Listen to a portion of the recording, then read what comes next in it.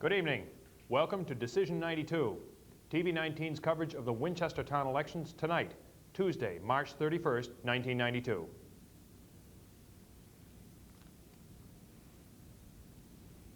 We're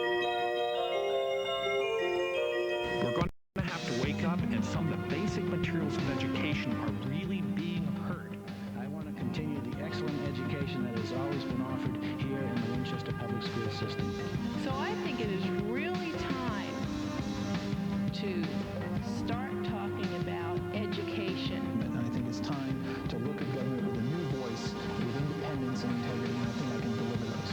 And given what we've gone through in the last few years, I probably could teach a course in financial, municipal finances. I've learned by doing it, and I think that the 3 years of experience now make me a better selectman.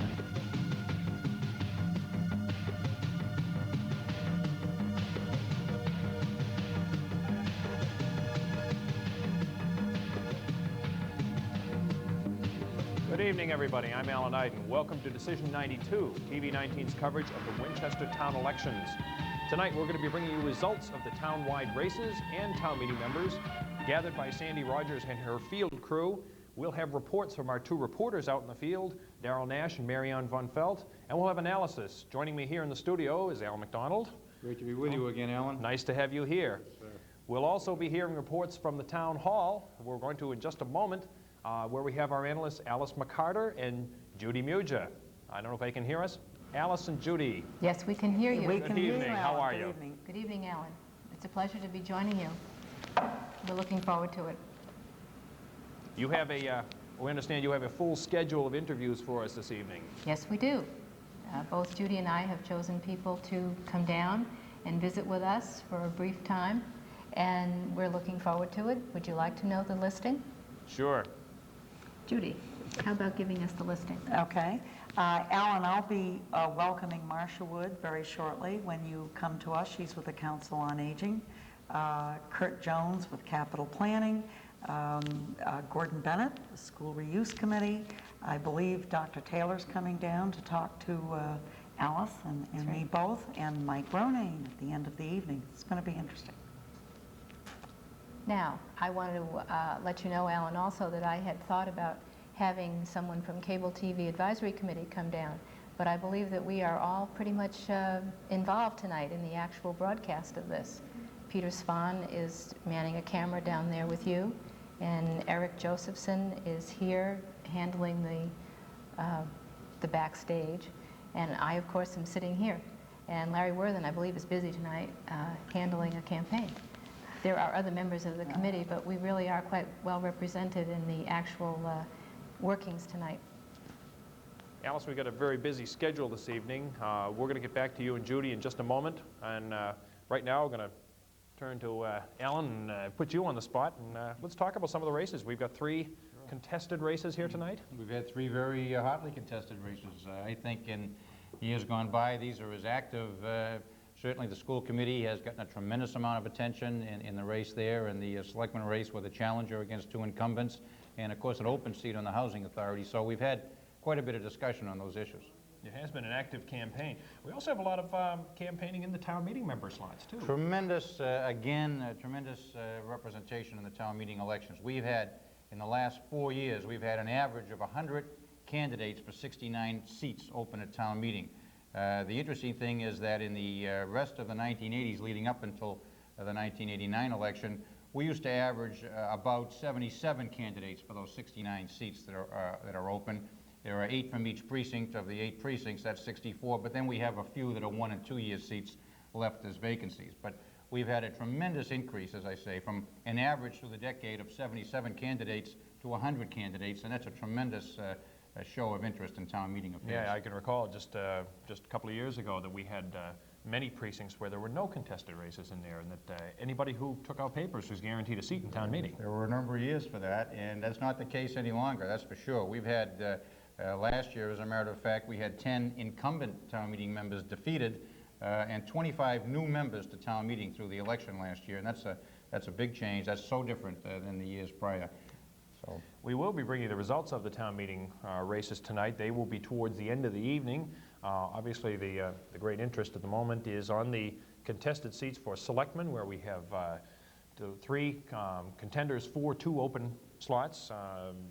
The 2 incumbents, Bill O'Leary and Bob Deering, are running for re-election, and they're being challenged by a familiar face in town, but a newcomer to the selectmen's race, Gerald Bokhari. On the school committee, we have three contenders for 2 seats there, none of whom are incumbents: Geraldine Heinold, Lawrence Worthen, and James Evans. Jim Evans, who ran last year, ran quite an active campaign and did not get a seat on the school committee. For the Housing Authority, we have 2 candidates for the 1 open slot: Francis Sopper and Archie McIntyre. Comments on the selectmen's race? Selectmen's race with 1 challenger and 2 incumbents. A lot of energy for the challenger coming in. That's historic, that those who have run for this office as challengers have had a lot of enthusiasm, and that is a difficult thing for the incumbents to equal when they've already been in office. When we've had 2 challengers and 1 incumbent, it's shown to be almost a problem for the 1 incumbent to match the enthusiasm. With 2 incumbents and 1 challenger, we'll see how the votes go. I think in the case of the selectmen's race, with the tremendous attention on the school committee race, the challenge for the person in Jerry Polcari's seat is to get attention to the selectmen's race. I think that did happen, and I think the fact that Jerry Polcari has been chairman of the Finance Committee, chairman of the Housing Partnership, and the Ad Hoc Revenue Committee, all those kinds of things, has raised the level of attention in the selectmen's race against 2 very good candidates on the Board of Selectmen. Mm-hmm. Alan, we have a report now. Our first of our field reporters, Marianne Von Felt, is at Jim Evans' house and headquarters, and let's check in that report now. Marianne. Thank you, Alan. We're here with Jim Evans, candidate for school committee. Second time around, Jim. How's it feeling right about now, waiting for those returns to come in? Well, it's a little bit tense. I think everybody in the campaign's been pretty tired. It's been a pretty long and grueling effort. Yet again, second year in a row that the other town-wide races have taken a back seat to the school committee race. A lot of hot issues to be decided upon, and they're saving these decisions for the new school committee candidates. How is that for you, and how has that been in terms of running the campaign? Well, I hope they're not particularly thinking of saving them just for me. I think these are real issues that the community really needs to think about and spend some time considering, and I don't think anyone wants a rash decision made, so I think there's been an attempt to move at all deliberate speed, but again, we're starting to come to the end of the fiscal year, and some decisions are going to have to be made. Clearly, if elected, you and some of the other candidates, or actually all of the other candidates running, are offering some fresh new voices and new ideas. Is it too late to make a difference in the 1992-93 school year, even if you are elected, or do you think you still can? Oh, absolutely. We're going to have 2 new candidates, so 2 out of the 5 votes are going to be new to the school committee, so that's absolutely a capability of having a difference, and I think there's going to be some new voices, and I certainly think if elected there's some new perspectives and some new ideas are going to come forth, and I think that's good for the community and good for the school committee. This being your second race, how do you feel it went? Do you feel that you really got to the issues as between your discussions with the other candidates, or do you feel that you weren't able to get to the issues that you wanted to? Oh, I feel very good about getting my message out. I think we had a lot of good visibility, a lot of good name recognition from last year. I think that's one of the advantages of running 2 years in a row. There's been a lot of opportunity with the newspapers and with the Channel 19 has, with the League of Women Voters and the Focus on Winchester programs.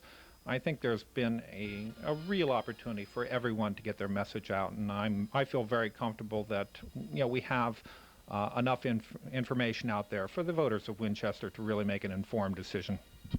How about tomorrow? What are your plans? Oh goodness. Well, I hope it's a little bit more laid back than today. I'd like to take a day and sort of rest. Today started before 6 a.m. with the campaigning, and I really expect we'll be here way past 11 o'clock tonight with returns and talking with folks. But I think if I'm fortunate enough to win, I'll probably hear from the superintendent in the morning wanting to arrange some sort of a conference to sort of bring up two issues, and it will launch right into it right away. There's a lot of issues, and the next school committee meeting will be coming up right away. 1 week away from tonight, would it be?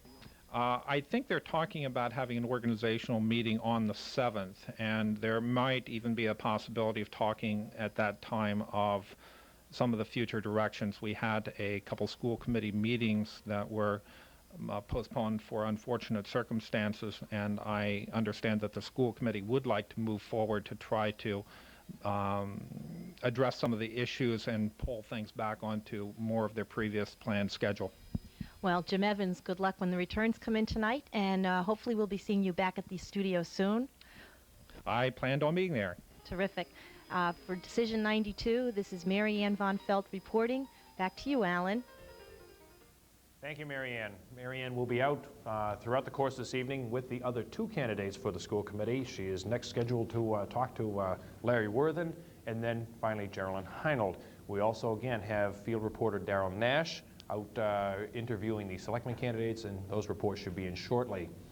Alan, your comments on the school committee race. We just heard from the one returnee to a school committee race, Jim Evans. Yes, he's a returnee. I would say that Jim Evans really has had almost a 15-month campaign for this office. Very determined, did a tremendous job of getting his message out in 1991, won 3 of the 8 precincts in 91 in a very a well-run race by all 3 candidates.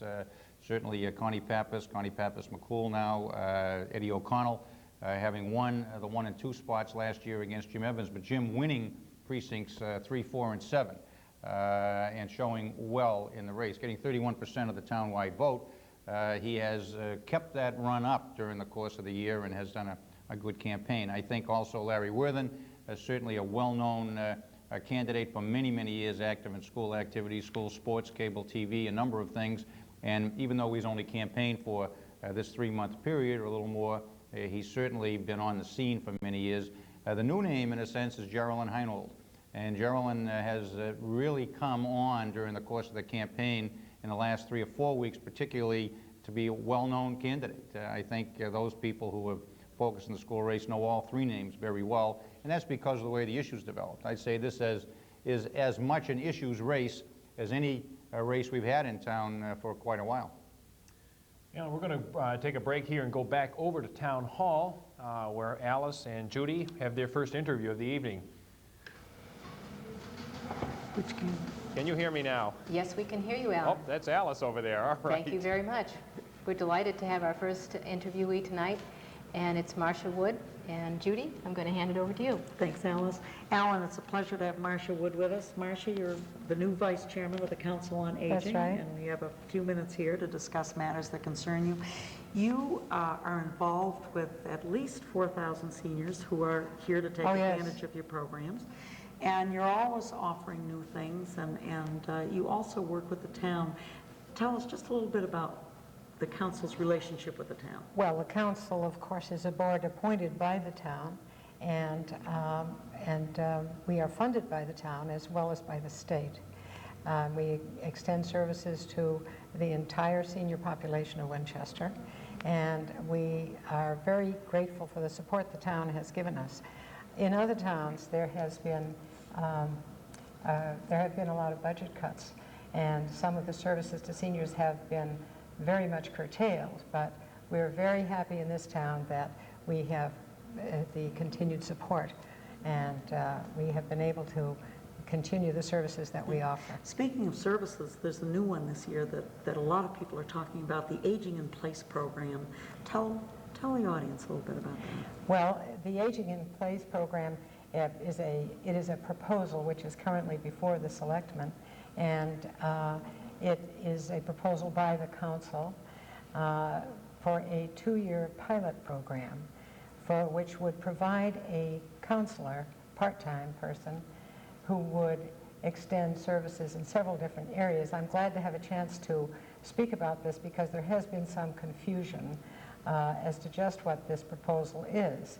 This is a 2-year pilot project which would be funded by the income from the linkage funds from the Gables, now held by the town. The services would include a counselor to advise any senior in town about, in the first place, a handyman service, providing those small repair and maintenance services that are necessary for people to stay in their own homes. Also to advise about home health care resources and support services such as a bill payer program, transportation, even shopping services that enable a senior to stay in his or her own home instead of having to go to some other form of housing. Another part of this might be support for renovation to the home, which is necessary sometimes. For instance, a downstairs bathroom. This counselor would advise the senior.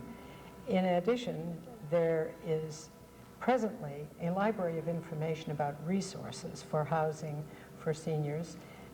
This has been compiled by volunteers and is in the computer at the Jenks Center. And this would be the basis for the counselor to give a wider range of options to anyone who sought advice.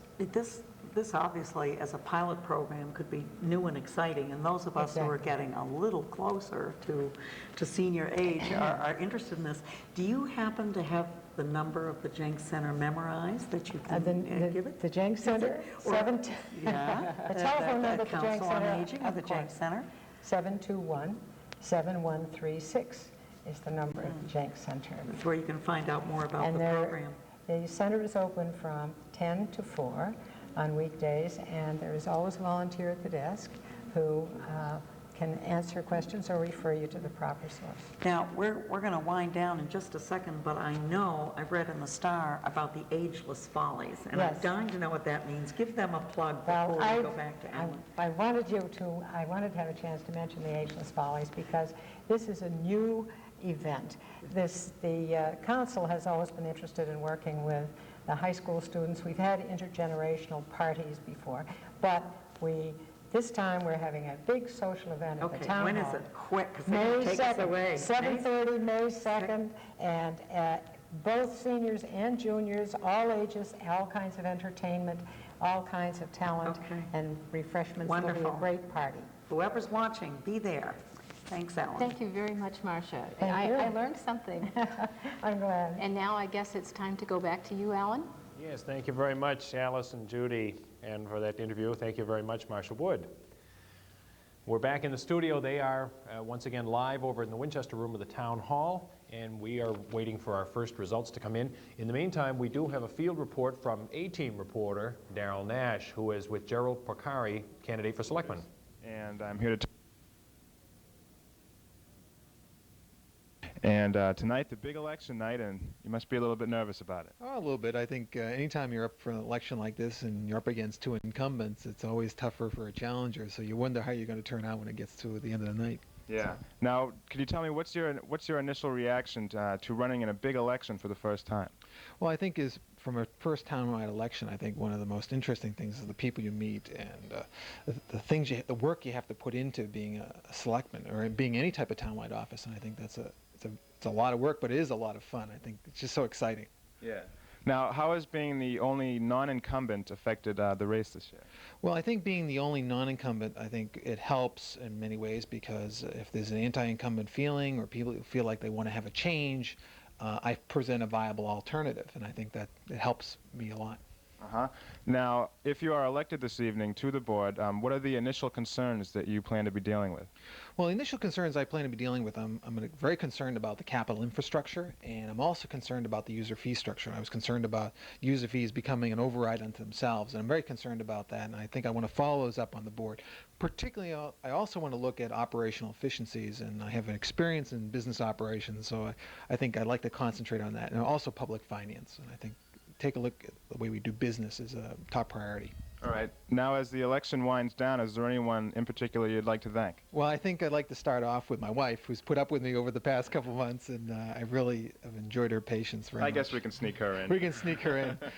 Second, Abby Hurlbut, who's done a fantastic job in terms of organizing this campaign and keeping the day-to-day activity, and Jay Boylan, my chairman, and Frank Lambiers, my treasurer, Marcia Lampson, my media person, and all my precinct people, and they're so numerous to mention, but they've all done a fantastic job, and I'm very proud of them and what's going to happen tonight. Hopefully it's all very good. Okay. We have to mention Bob Morse, because I know Bob Morse, and yes, if I didn't mention him, he would really get on me, so many thanks to Bob Morse. Not only Bob, but also Charlotte Morse, too. Okay. And the kids, Rob and Kim. All right. Now, Jerry, before we leave you here, we received a call at TV19 this evening from Democratic candidate Bill Clinton. Apparently, he's looking for a running mate. Are you interested? I think I'll pass on that one tonight. I think I'll look at H. Ross Perot. All right. Well, thank you very much.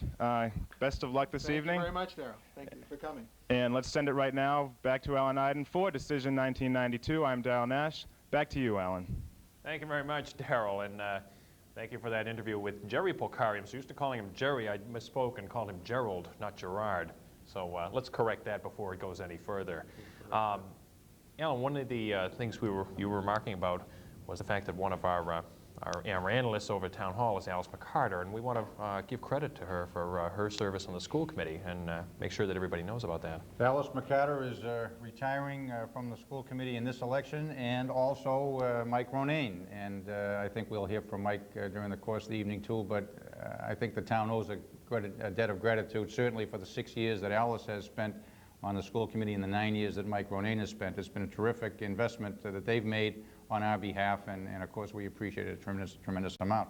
I was going to say too, and just another comment on the school committee, that Jerry Polcari might make a good vice presidential candidate for Jerry Brown. That good-looking turtleneck and sweater that he's got tonight, he might be preparing for something that we don't know about. They do seem to be similar, don't they? I had commented that in the race a little bit that we have a new name in with Geraldine Heinold. Certainly she's not a new name to so many people in the education community itself. She is president of the Morocco School Parents Association and has been on the executive board of the Community Schools Association, very active in the education picture, but in the townwide election situation hasn't been as well known to as many voters as she's appealing to today and has appealed to during the campaign. So it is going to be an interesting period to see those votes come in. It certainly is. We also remind you that it is 8 o'clock now and the polls have closed, and our runners are out there. Sandy Rogers, as usual, is coordinating the crew that is out at the precincts bringing in the results, and they should be coming in shortly. As our precincts come in, we'll be bringing those results to you and giving you the running totals. Well, as we said before, there are 3 contested races here for townwide office, for selectmen, for school committee, and for housing authority. There are also contests in every precinct for town meeting member. There's a lot of politicking going on, and as no doubt any resident of town has been aware of in the past few weeks, there's rooftop signs and posters, and if hopefully you went to the polls and voted today, you saw the people standing around in the cold, in the rain, and the dedication there for the campaign. And our reporter, Marianne Von Felt, went out and did a little research for us, and she files this report entitled, "What Are You Nuts?"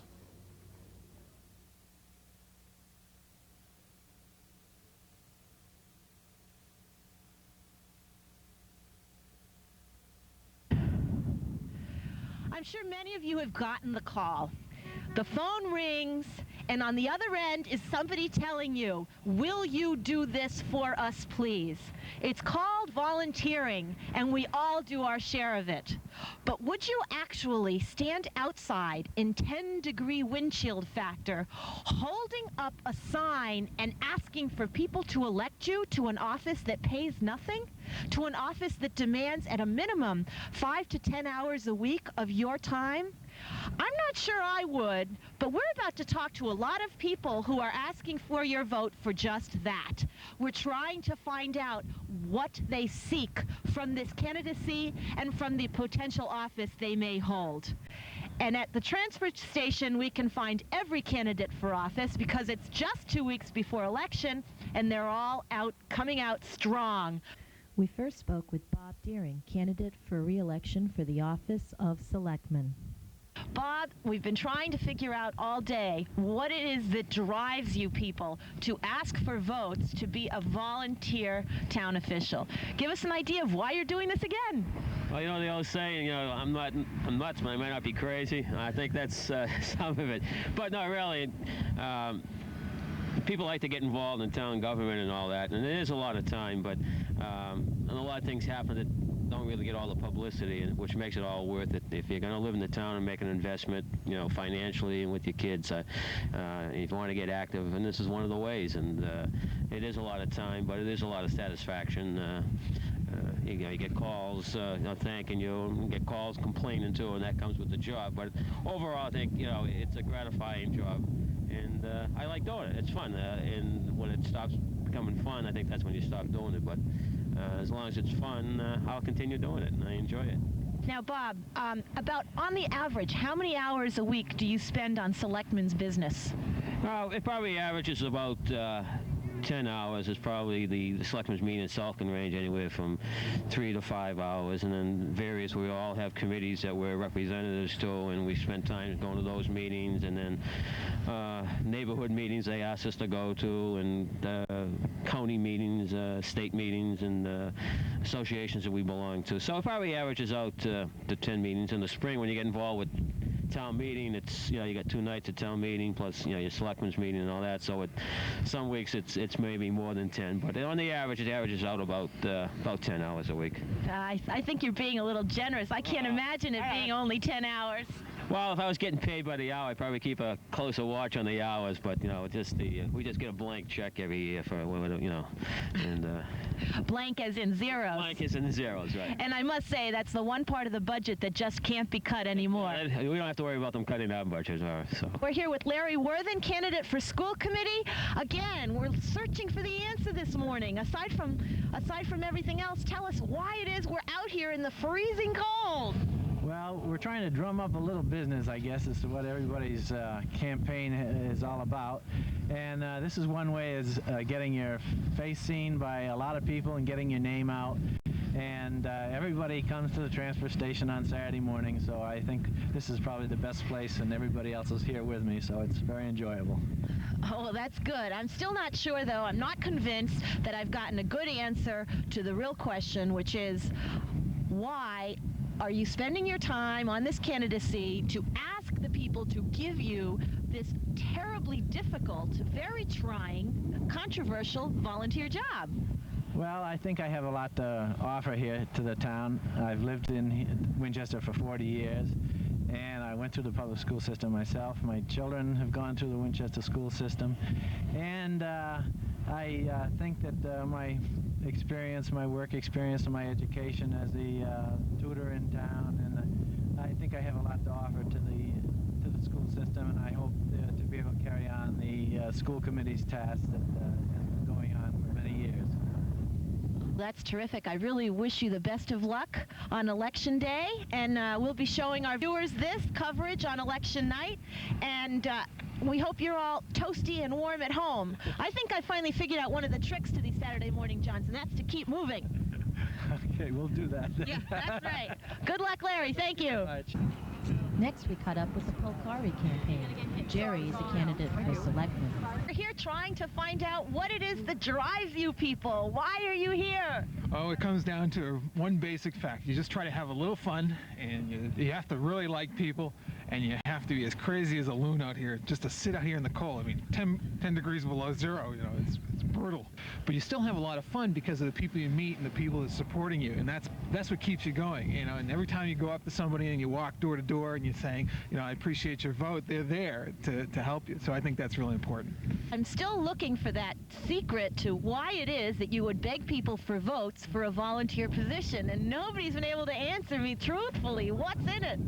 What's in a race? Well, I think it's part of its service. You know, if you brought up in the town of Winchester, you were always taught to have service for the town of Winchester, and you know, I'm trying to put something back into the town. This town has given me its education. It's part of me, so I'm here doing something for the town. I mean, you really enjoy it. You have to enjoy public service and being part of the environment. So that's it. It's service. And what are the tricks to standing out here all morning? Come here, hold this. I want you to hold this sign. Uh-oh, trading here. We're going to trade places. All right, now. Okay, this is the trade. This is a trade. Now, first of all, now they can see how short I really am. All right, now, what I'd like you to do is use your hand. All right, like this, just do this. All right, great. All right, it's all in the wrist. Now, you do that. It's all in the wrist. There you go, and that's the secret. All right, and bottom line is after about 2 hours, your hand will get sore here, okay? So remember, we're doing this for fun. Just keep on doing what you're doing. Keep on doing Well, anyways, that's great. It's nice seeing you all. Sign off for us, please, Oh, Jerry? yes. And you're down here at the transfer station. This is Jerry Polcari and my fellow commentator here, and we hope you all have a nice evening. Thank you. Thanks, Jerry. Geraldine Heinhold was out with her supporters that morning campaigning for school committee. Right now, what we're looking for is a true reason for your investing all of your time and energy in a campaign for what clearly is going to be a very difficult office, frustrating, and clearly not financially rewarding. I've always been committed to education in Winchester and will continue to be, and that's why I'm here. Well, that's a very sound answer, and I wish you the best of luck on March 31st. Thank you very much, Geraldine Heinhold. Bye. We're here with Archie McIntyre, candidate for Housing Authority, yet another of our contested town-wide offices. Tell us why you're here and what it is you expect to get out of this run for candidacy. Well, I don't know. I'm freezing myself, but I must say this is the first time I've ever held a sign. I feel like I'm picketing something, but I figured it was worth a shot to run for elected office. I think it's important for some of our younger people in the community to get involved with town government. I've got a little background in housing, so I thought I'd give it a shot. What is it you're looking to get out of it if you're elected to the Housing Authority? Well, I'm hoping to give something back to the community. I think it's important that we all do that in our own given way.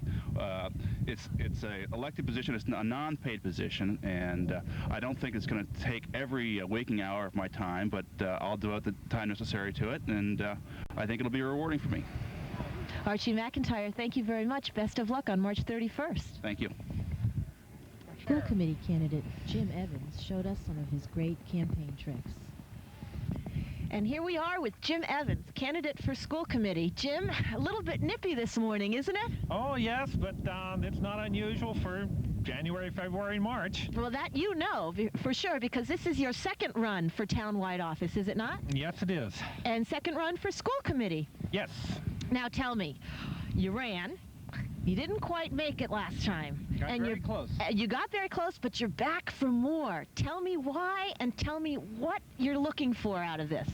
What are the rewards you seek? Well, it's the real rewards are for the children and the students that go to our school system for continually improving the quality of their education. That's the real reward in all of this.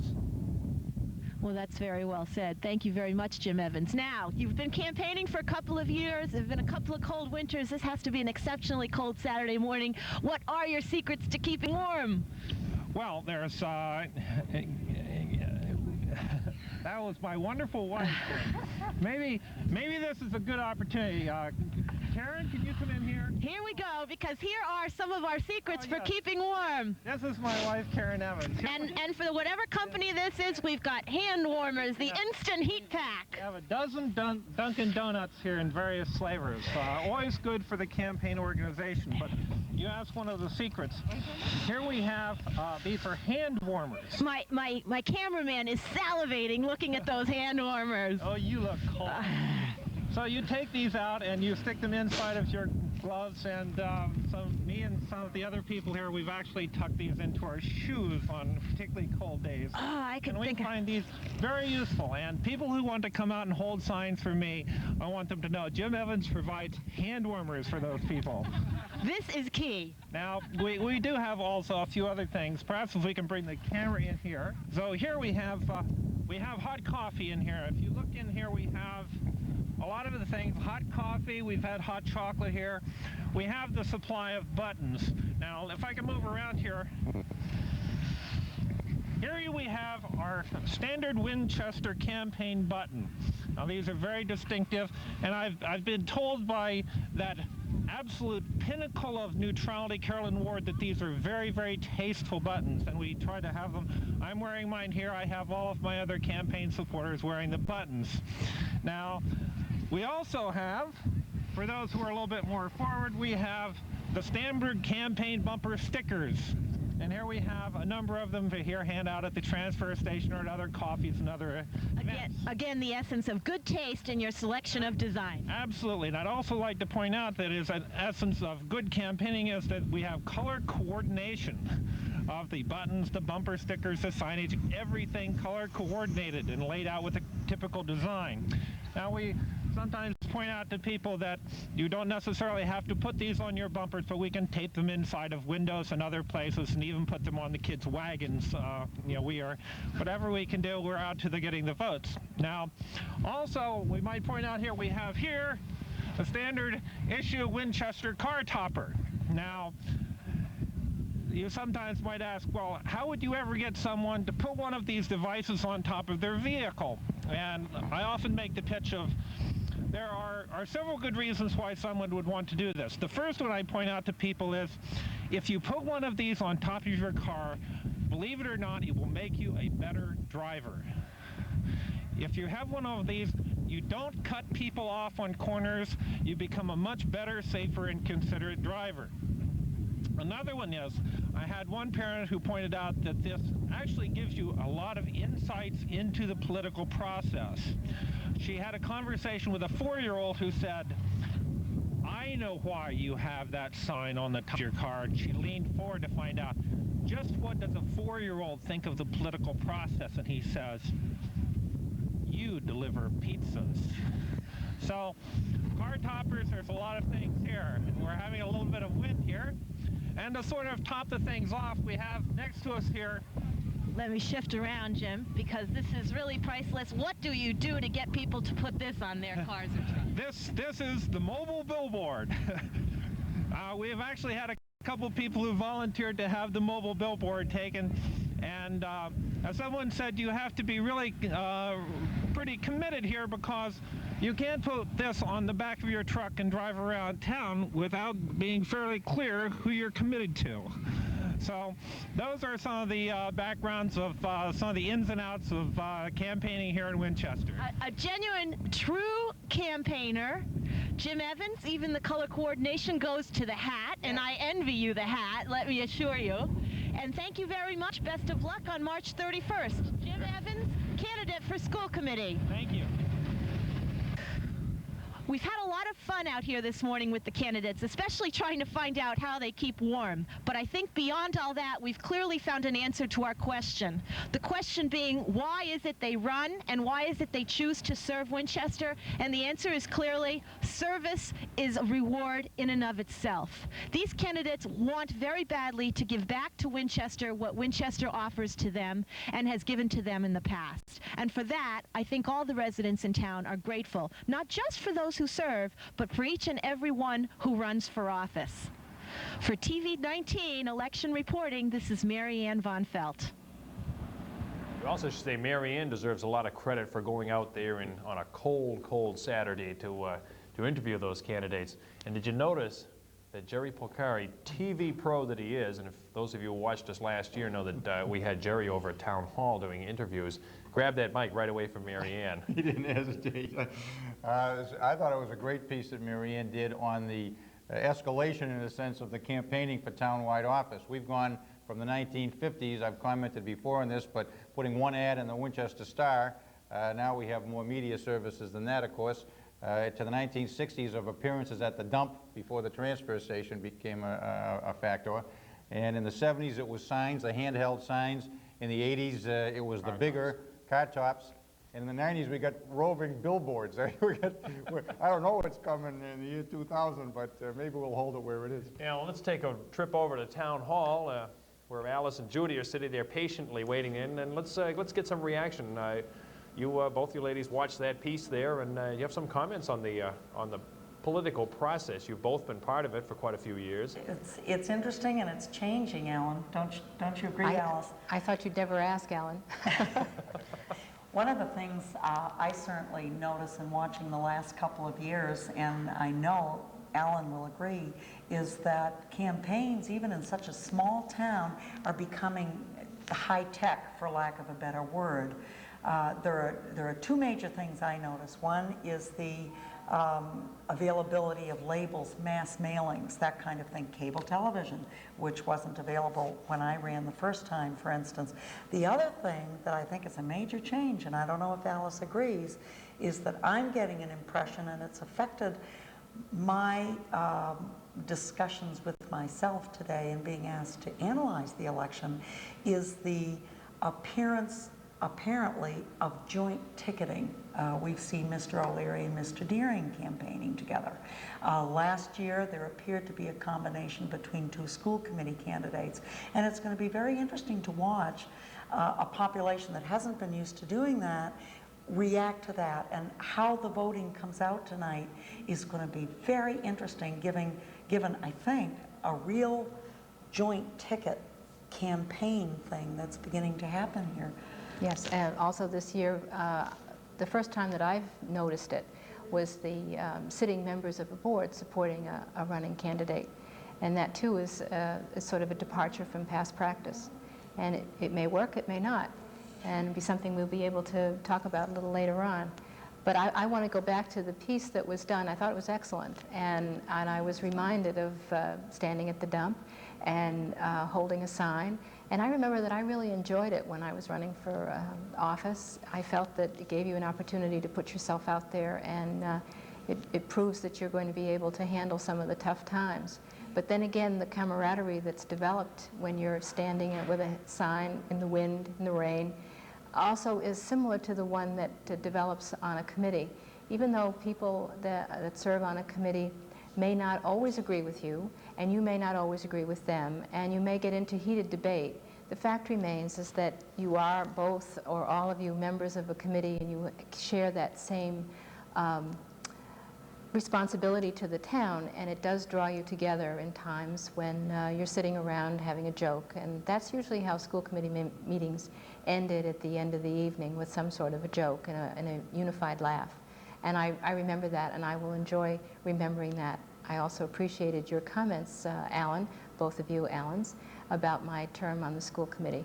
I thoroughly enjoyed every minute of it. Some people may find that hard to believe, but that's the truth. Another thing, Alan, but unless we have gone back, have we gone, are we still at Town Hall? We're still here. Town Hall.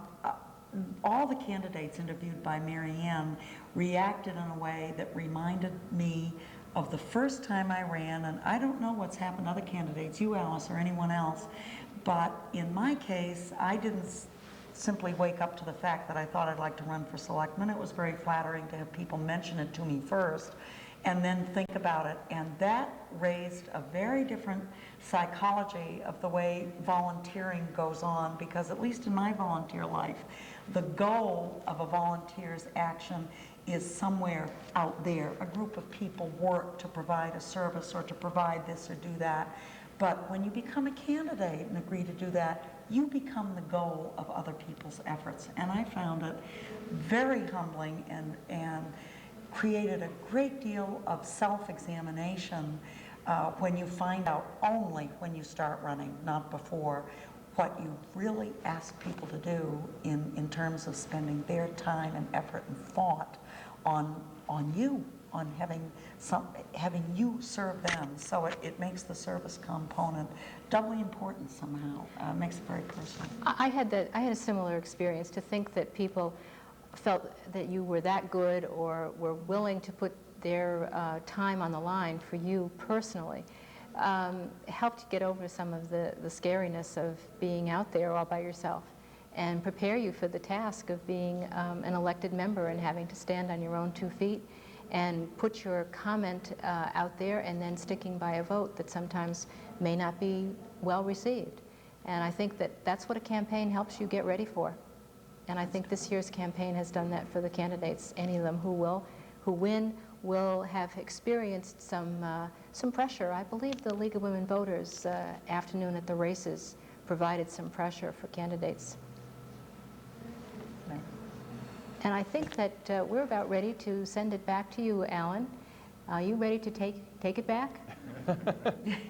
Alan, we have 2 interviewees lined up for you, so when you're ready to come back to us, we have 2 interesting people to introduce to the audience, Dr. Warren Taylor and Mr. Kurt Jones.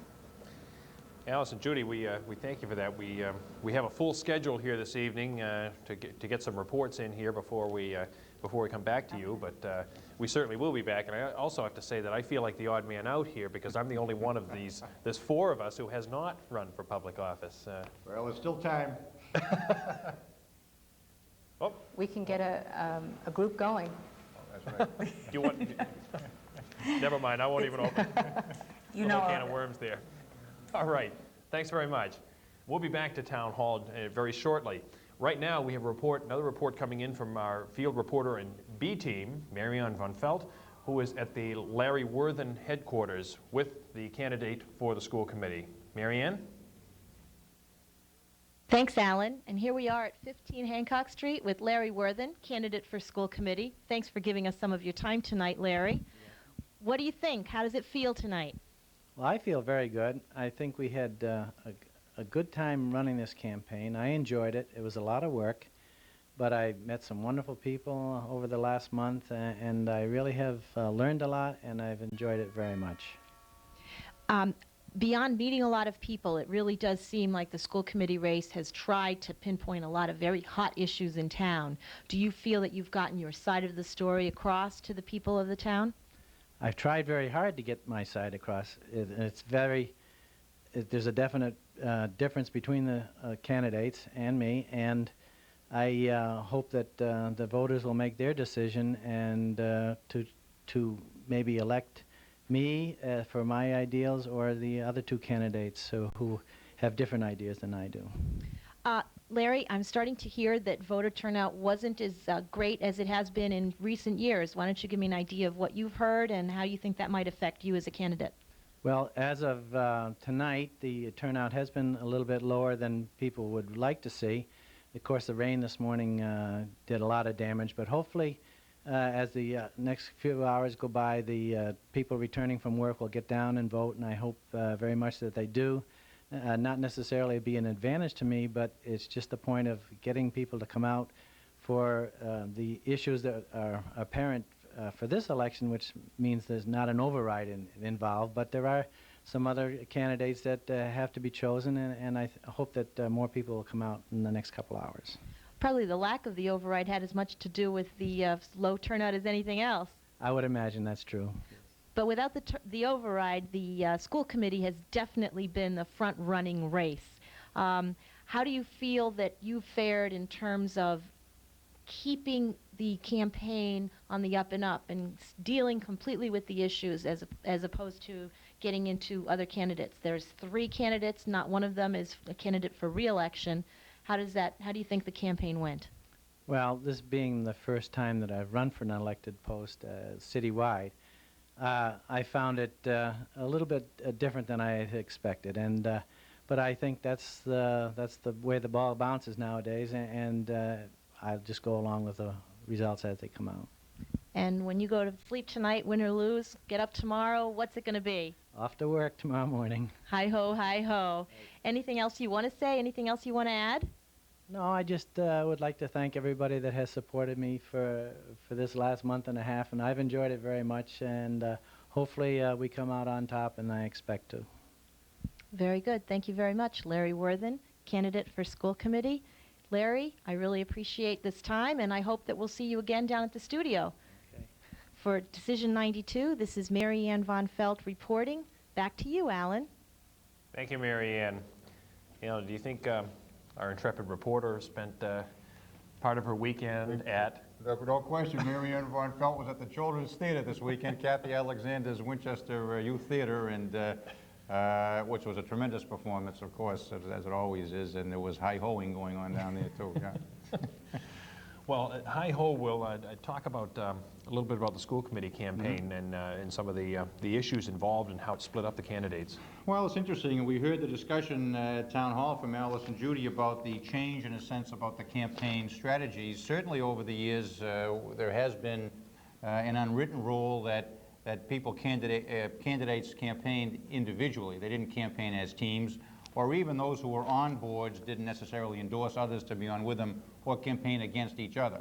I think in this case, really, I don't think Bill O'Leary and Bob Deering ran together as much as they didn't run against each other, and that was the tradition in the town politics. What we've seen in the last few years is an endorsement from one board member for a challenger.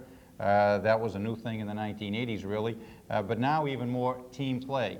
And I don't believe, from watching the campaign, that it started out as a team play in the early days of the school committee race, but it became that because of the way the issues developed. It certainly is true that Jim Evans and Geraldine Heinold felt one way strongly on the reconfiguration issues as the options as to what might happen in the school configuration at elementary, middle, and high school, and Larry Worthen felt another way or campaigned with a different emphasis.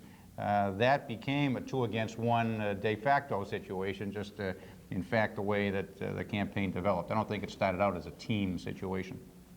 One of the things we may hear as the evening develops is talk of bullet voting. For those people who are watching that may not be familiar with that term, you as a former candidate may want to talk about. Well, of course, you have an option to vote for no more than two candidates running for two offices, and with 3 running, people very often, of course, do vote for 2 candidates, as indeed they have the full use of their votes to do. Sometimes, though, of course, when you come down to 1, 2, and 3 finishes, the person who finished 3rd by 1 vote, if you and I had gone in and voted for that 3rd person who was really our first choice, but then the number 2 finisher, and we both voted for the number 2 finisher as just an extra vote, we didn't get our first choice. That's the situation on the bullet voting. And indeed, the teaming means when there's 2 against 1, if indeed that is ever the case, when people vote for the 1 and then cast a second vote for either of the other 2, they're nullifying their vote in a sense. But certainly it's rare that we find, I think, team campaigning. So normally I would say to voters, exercise your full options.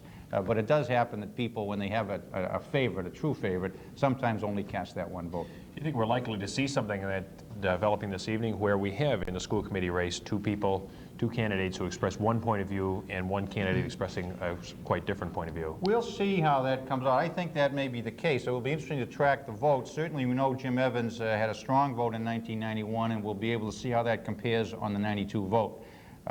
We will be able to see how Geraldine Heinold does in relation to Jim's votes, and that will tell us a little bit about how Larry Worthen is doing in those precincts as well. I think Larry needs to do well in precincts 1, 2, 6 particularly. I think Jim Evans needs to continue to do well in 3, 4, and 7. And I would say, by the way the campaign went, that Geraldine Heinold needs to do well in those precincts where Jim Evans does well, too. So we'll see how those go. It'll be interesting as the votes come in. Interesting. We should be getting our results in here very shortly here. We do have a full schedule this evening. We have quite a few more interviews over at Town Hall with Alice McCarter and Judy Muja. I'm Alan Iden here with Alan McDonald. And we're going to be back with Decision 92 in just a moment.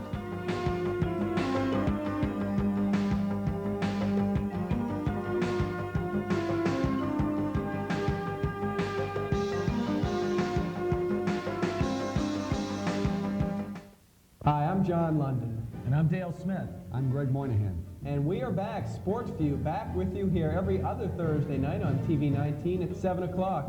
Gentlemen, it's been a little while. It's been a long while. It's been quite a while. I think it's been since the end of the baseball season. We're starting another baseball season, thank God. It's been a long month, and spring is here, baseball's here, we're here. That we are, every other Thursday night, 7 o'clock on TV 19, as we'll be talking with some of the local heroes from around town, taking your calls live and keeping you entertained. That's Sports View, every other Thursday at 7 on TV 19. All right, let's see. My taxes, income taxes. For some people, doing their tax forms by themselves can make them feel like they're climbing the walls. My name is, my full name is, I remember that, Dependents. If you need help, free tax help is available from IRS-trained volunteers. Find them by calling 1-800-TAX-1040. They'll make your taxes less taxing. Kelly, we need to talk. We just came from a parent-teacher conference. Mrs. Jones thinks you're a very bright student, but you need to pay more attention to your homework. But, Dad... Let's make a deal. You set aside enough time to do your homework, and we'll take the time to check in with you every night. Okay, Mom. And the next time we talk to Mrs. Jones, she'll be as proud of you as we are. Today's students need all of us.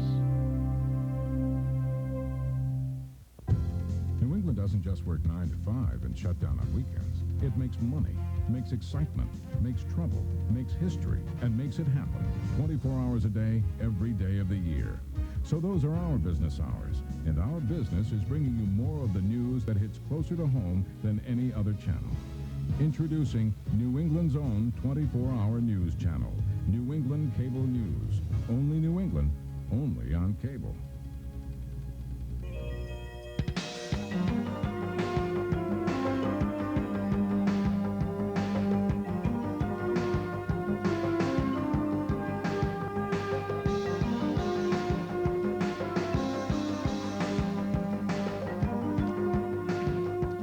Welcome back to our Decision 92 TV 19 coverage of the 1992 Winchester town elections.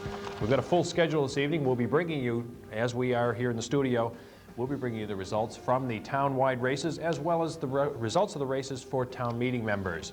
We have our crew over at Town Hall, Alice McCarter and Judy Muja, who will be interviewing several noted celebrities here in town throughout the evening. And we have our reporters, the A team and the B team. The A team with Darrell Nash and the B team with Marianne Von Felt on the road, interviewing the candidates who have been running for townwide office for selectmen and for school committee. And of course, joining me here in the studio is Alan McDonald. If you've just joined us, we're still waiting for some of the results to come in. We have our runners out in the field, and we've been privately making a few little predictions here that I don't think, going to share with with the viewing audience, but we're going to see whether they come true. You just bet me $100 that no. Yeah, we'll get the results in before 9 o'clock. On some precincts. That's it. Any comments on the?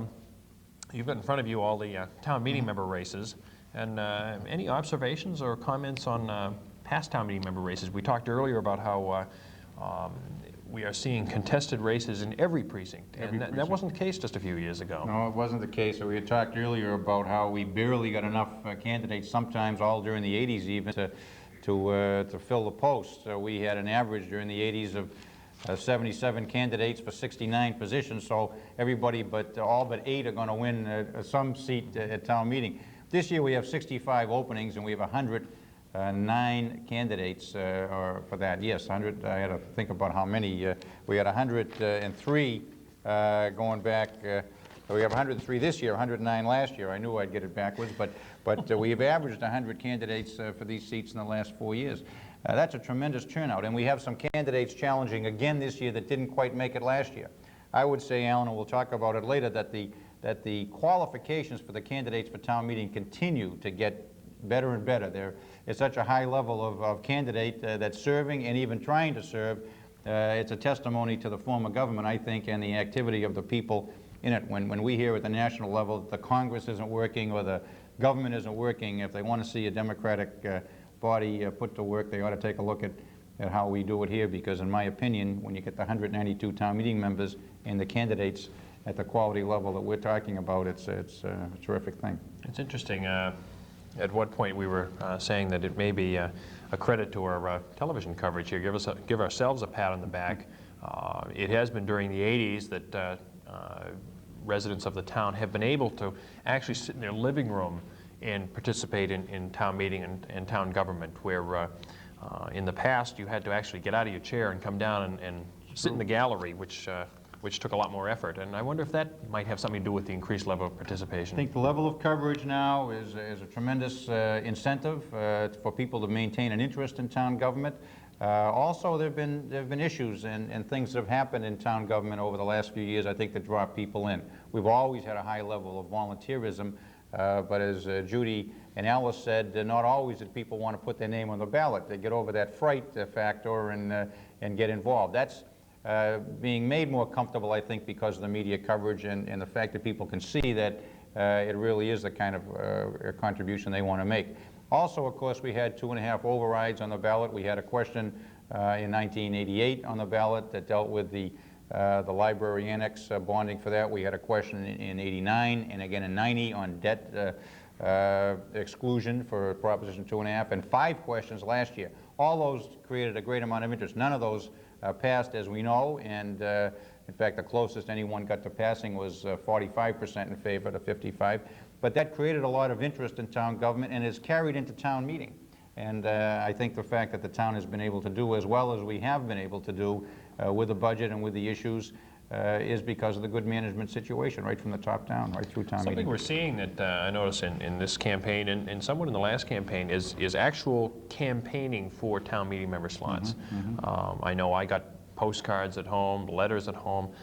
That's something you didn't see a few years ago. You didn't see it a few years ago because people just put their name on and it was almost not done at the campaign for town meeting. Now it's done in the sense of postcards or handouts at the door, that kind of thing.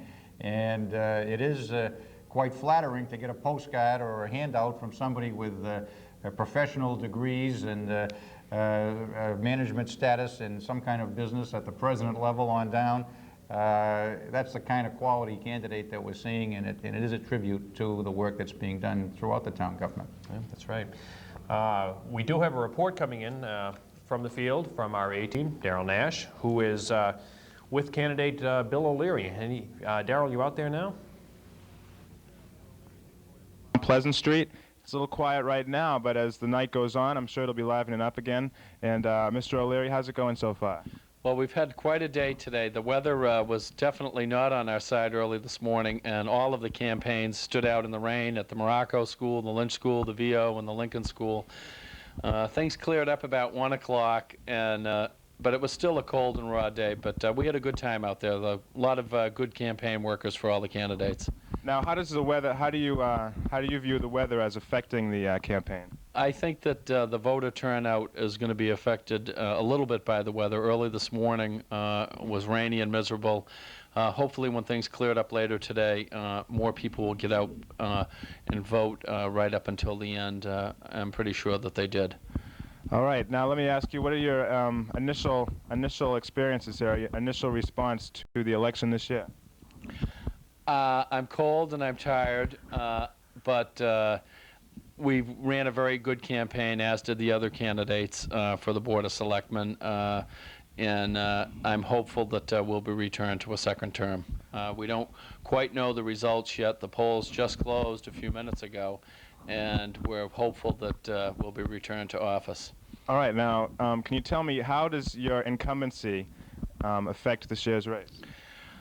I think that that's a very good question, Darrell. A lot of people are voting for change for the sake of change, but I think in the case of our candidacy, we're going to get a positive vote to put us back. I think we've done a very good job at trying to bring people together. These are difficult times to be in public service, and the mission of our candidacy and of our tenure on the Board of Selectmen has been to try to bring different points of view together to get things done.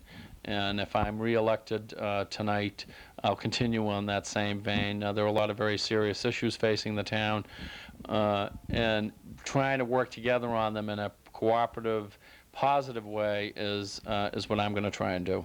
That touches on my next question, which is, if you are re-elected, what are the initial issues that you will be tackling as you return to the board? Well, we're going to have a lot of change this year. We're going to have 2 new members to the Winchester School Committee. The school committee is responsible for approximately 60% of the town's annual budget. We're going to have maybe the same people on the Board of Selectmen, maybe not. I don't know yet. And getting those 2 key groups of people to work together to look forward, plan the budget, and set priorities is going to be important. This past year, we've worked together to do that with the school committee, and I'm looking forward to doing that with them next year on the town finances. As far as the municipal government side, the big battle we're going to start on, we've worked on it for the last 3 years, but we're going to intensify our campaign, is how to try and control water and sewer rates for people in Winchester. It affects every family, no matter what economic level. Old, young, it's really gotten out of control, and the board sent yesterday an urgent letter to both the local representative, the local senator, Senator Kennedy, Senator Kerry, Representative Markey. We need some help on the water and sewer rates.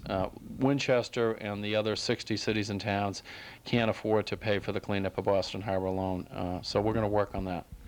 You mentioned before we went live on the air that as opposed to the selectmen's race this year, the school committee race has been a little wild. How do you think that has affected the selectmen's race? I don't know what impact it has had on the selectmen's race. We basically have been on the back of the bus as far as the attention goes. The 3 candidates for school committee have run a very colorful race. They've got a lot of very dedicated campaign workers. They've leafleted, they've mailed, they've been in the paper, they've been on Continental, they've been all over the place. So we've been sort of in the back seat to them. The selectmen's race this year was basically second fiddle, and a lot of people would say that's because there wasn't an override vote or override question on the ballot, and we didn't think, in the school committee that's currently in place, didn't think that an override would be successful this year, and it was not put on for that reason. Okay, and as you close out the campaign this year, do you have any thank yous you'd like to extend at this time? Yes, and we had the Academy Awards last night. The first thank you goes to my wife Cheryl, who was also the campaign manager. She's done a great job, and if we win, it's going to be directly attributable to her. I'd like to thank the other selectmen who ran. We've all gotten along very well. Everything has been very above board. We've actually had a lot of laughs and a lot of fun. And if we win tonight, when Carolyn Ward makes it official, I'd like to thank the voters of Winchester for putting me back in office, and hopefully we'll do a good job for them for another 3 years. All right, now, before I go, I mentioned this to Jerry Palcari, so let me mention it to you, too. We received a call at TV19 from Bill Clinton, Democratic candidate, and he's looking for a running mate this year, and he wants to know if any of the selectmen candidates are interested. Are you interested? No, I think if Bill Clinton should get Jennifer to run as his running mate, and I think he'll top the ticket if he does. All right. Well, thank you very much. You ran a good race. Welcome. Good night. Good night, ladies and gentlemen. And that's it here from O'Leary headquarters. I'm Darrell Nash. Back to you, Alan. I want to know who got scared back into the kitchen just then. Thank you, Darrell, for that report from Bill O'Leary's house. And I'm sure they're chuckling over that right now. I saw candidate O'Leary out this afternoon as I went to vote, and he looked cold, and we hope he doesn't end up with a victory tonight, and or at the very least doesn't get a cold. We have a report now from Marianne von Felt, who is going to coming in a moment with a report from Geraldine Heinel's headquarters, our final school committee candidate. I should mention we are starting to get results in here. We are in the process of compiling them, and we will bring them to you very shortly. And we're going to be going over to Town Hall in just a moment, where Judy and Alice have Dr. Warren Taylor standing by, who is the outgoing chairman of the Board of Health. And we've got a full schedule right here. We're trying to juggle everything around and get it to you as fast as possible. Again, our results are starting to come in. We are compiling them now and getting them in a form that we can present them to you. And but first, we're going to just check in at Geraldine Heinel's headquarters with Marianne von Felt. Here with Geraldine Heinhold, candidate for school committee. Jerry, we're talking about just, gosh, less than an hour probably before we start getting in some results. What are you thinking right now? I'm thinking this has been very exciting for me. Best part was getting to meet so many new people who are really committed to education in this town, and that's been nice for me. This is your first campaign, your very first run for political office, and you've jumped into one of the hottest races for the year, I would say the hottest here in Winchester. Give me an idea of what you've gotten out of the run itself and what you think your chances look like. Well, I'm hopeful. Obviously, you don't know really how you're doing until all the votes are counted. I've been very supported by people in town and across all kinds of groups, seniors and parents and community members. So I'm very encouraged about the community's commitment to education. Well, that's good to hear. One of the things that is clear is that there were a lot of hot issues surrounding the school committee race. Do you feel like you had a chance to get the issues out, or do you feel like with 3 people, none of them candidates for re-election, you were kind of battling each other's personalities? Well, I chose not to see it as a battle. We really ran our own campaign on the issues, and I'm very pleased about that. I have no regrets. And you think that people really did get to hear your views and get a chance to know exactly where you stood? I hope so, and no matter what the outcome, they're going to still get to hear my views because I'm always going to be committed to education in this town. Well, I'm sure that everybody, whether they voted for you or anyone else, is happy to see as many people committed to education as have been pulled out for this school committee race. Right now, we have a lot of things that have to be dealt with, and if you are elected, you will be one of 2 brand new voices on the school committee. Do you think that with only 2 new voices, you really get your point heard? And do you think that you can be effective in changing things for the upcoming school year? I see my role as being a liaison between the school committee and the community. It's time to really broaden the communication at the school committee, and that I will consider that one of my primary responsibilities. It's getting the word out to the parents and the community about what's going on in education in this town. Any priorities that you want to talk about? Just what's tomorrow going to bring if elected? Yes, there is one priority, education, and it's about time we started talking about it. Well, very good. Jerry Heinhold, thank you very much. Best of luck, and we hope to talk to you again tonight. Thanks, Mary Ann. It was fun talking to you. This is Decision 92, and I'm Mary Ann Von Felt reporting. Alan, back to you. Thank you very much, Mary Ann. We're going to go right over to our reporters over at Town Hall. Alice and Judy, you've been, and Dr. Taylor, you've been sitting here very patiently waiting for us, and we thank you. We've got a lot to cover this evening, but thank you, Alan. We'd like to turn it over to you right now. We're looking forward to this interview. Your comments about volunteerism lead right into this. Dr. Taylor is with us tonight, and he's finishing up 21 years of service on the health board to the town of Winchester. He's been reelected for 7 terms, and he has served 7 years as chairman. I'm delighted to have him with us tonight, and he's delighted to be here. Dr. Taylor, I'm going to start this off with a question to you, and I'd like you to give us your idea of what was your most important decision or issue that you faced on the Board of Health. That's tough. I know. Well, I think probably the thing that's given me the most pleasure and satisfaction has been some of the innovative programs we've been able to generate in the last 3 or 4 years. That's been the one that comes to mind is Resurrecting Concern 2 in the program that we put on last March on the 12th, trying to awaken the interest of the parents with regard to sexual activity amongst our teenagers. I thought it was well received. We hope it's just a springboard for other programs, such as the one that's going on. Sue Powers is putting one on. As a school committee member, I wanted to let you know that I very much appreciated the Board of Health getting involved with that issue. It is one that is a great concern to the community as a whole, and I'm delighted that the Board of Health got involved. Now, how do you look upon your term in the beginning? What changes have occurred in getting elected to the Board of Health? With the exception of one time, I was unopposed. That's a nice way to do it. I think that's a tragedy. I think people should be interested in the Board of Health, and if all this brouhaha that we're going through serves any purpose, if it just arouses interest in the Board of Health, I'll be delighted.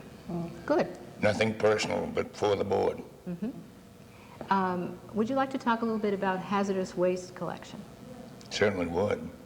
I think the town has gone on record in town meeting, personal communication, that hazardous waste collection day, I think that's what we're talking about, is something that's important. And it's been somewhat kicked around in the last 2 or 3 years. The money has been in the budget for DPW, supervised by the Board of Health.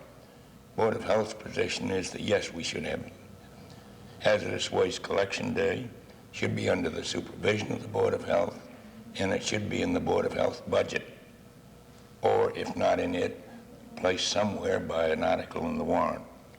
But it should be and can be done. And Mr. Tabby, our Director of Health, has some innovative ideas about being able to collect material and store it at the incinerator, as you were, the former incinerator in that building, in the basement and then having somebody come in quarterly and evaluate what's hazardous, what's not, what can go up to Andover, North Andover, Neswick, and what actually has to be disposed of, because people really don't know the difference between hazardous and non-hazardous, but they're not supposed to. Can you just give us a little idea, say for, the average household, what would be hazardous material that would be commonly found there? One thing is mothballs. And last hazardous waste we had was June of 1990, and it was held at the town, at the DPW town yard. And more mothballs came in than you can imagine. I picked them up and took them home. One of the biggest misconceptions is that all paints are hazardous. And the most common paint we have today is latex paint, and it's not hazardous. So latex paint So is not latex can go on the conveyor. I see. But lead-based, no. But nobody's been permitted to develop lead-based paints or make it and market it since 1974. That doesn't mean there isn't a lot of lead around town. Right, right. Even amongst the politicians. But not here tonight. No, of course not. Alice, can I ask Dr. Taylor a Sure. question in the middle of this?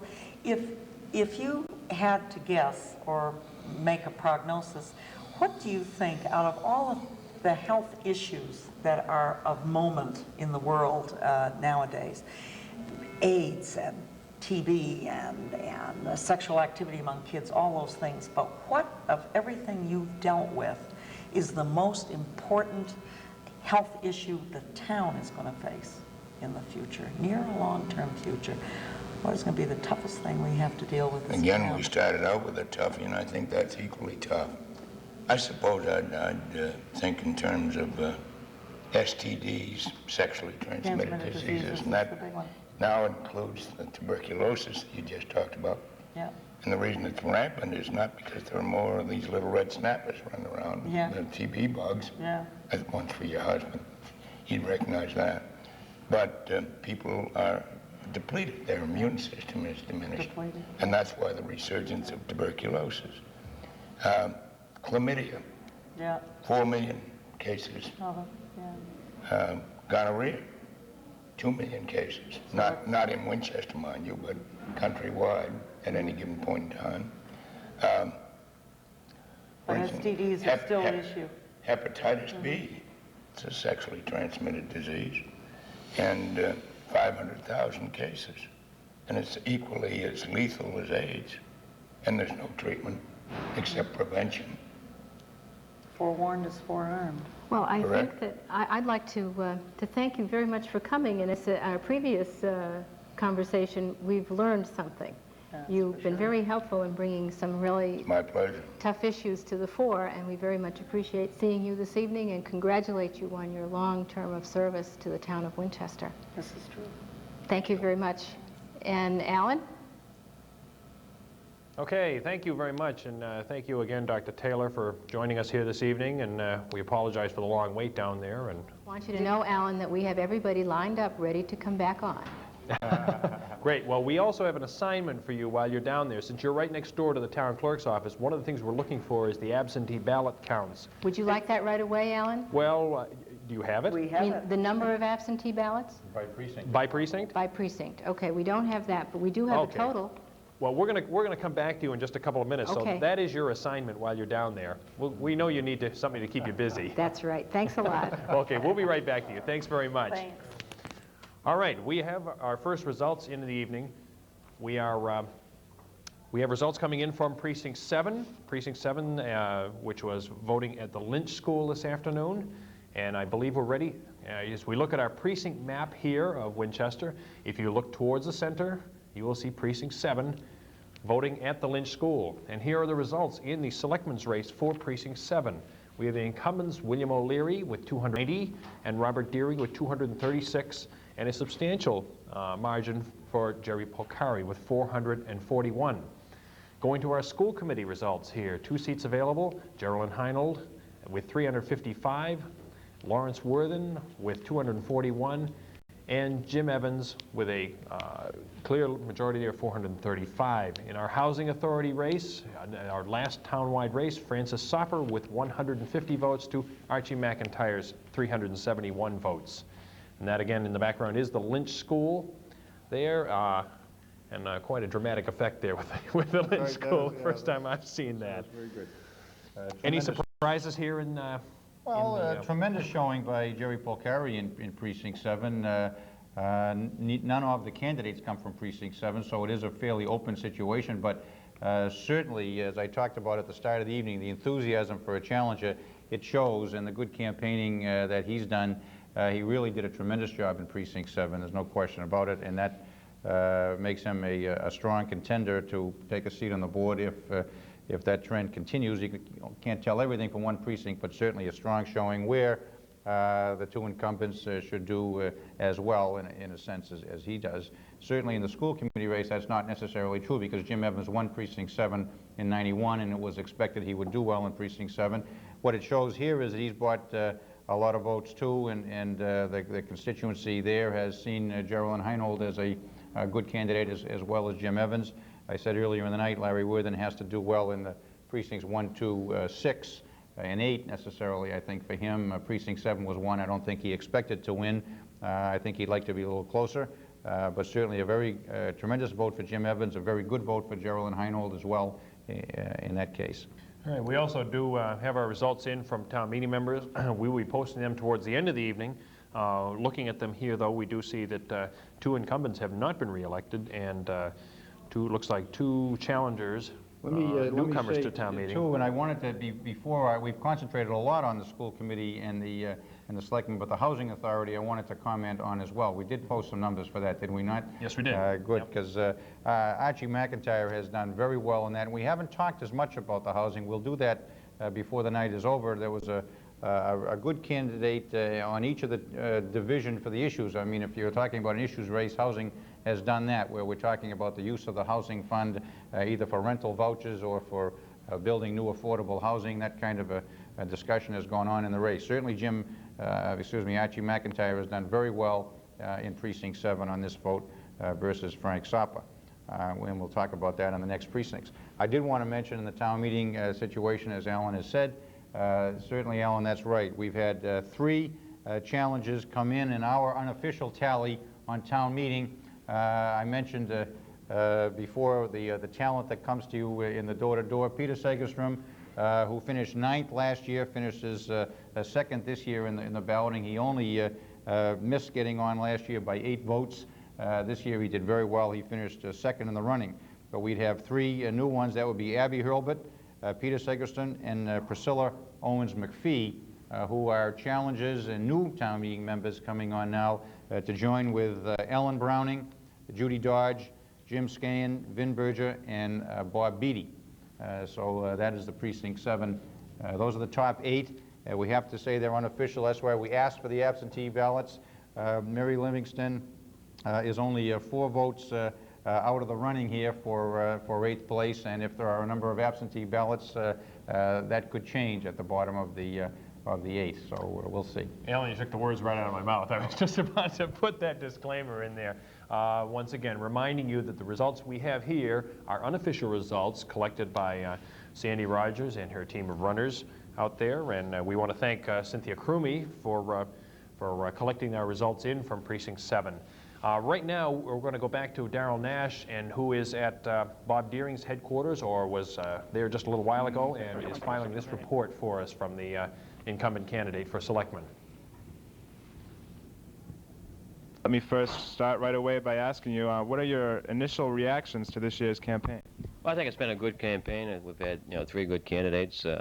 I think probably the selectmen's race has been a little more low-key than the school committee, so more attention has been focused on that. Yeah. But there were issues, and I think all 3 of us have addressed them. How do you think the fact that the school committee race was so colorful, how do you feel that affected the selectmen's race?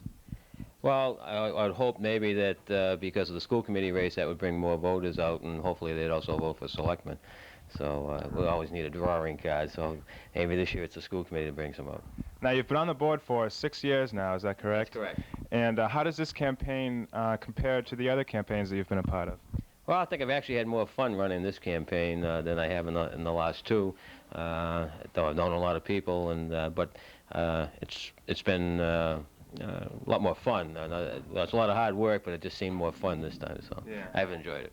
Now, how has your incumbency helped? As with Bill O'Leary, you are an incumbent this year, and how has that helped in your campaign? Well, I believe that the biggest key in any campaign, I mean, we all do things, postcards and coffees and roof racks and all that, but I think the biggest thing that helps anybody is name recognition, and being around for 6 years, I probably have the most name recognition. So I think that what that buys you, I don't know if you can ever measure it, but it sure does help. Yes, I remember from your campaign ad, proven leadership to maintain town qualities. That's Is right. that correct? That's right. Now let me ask you, if you are reelected to the board, what are the initial issues that you will be looking at?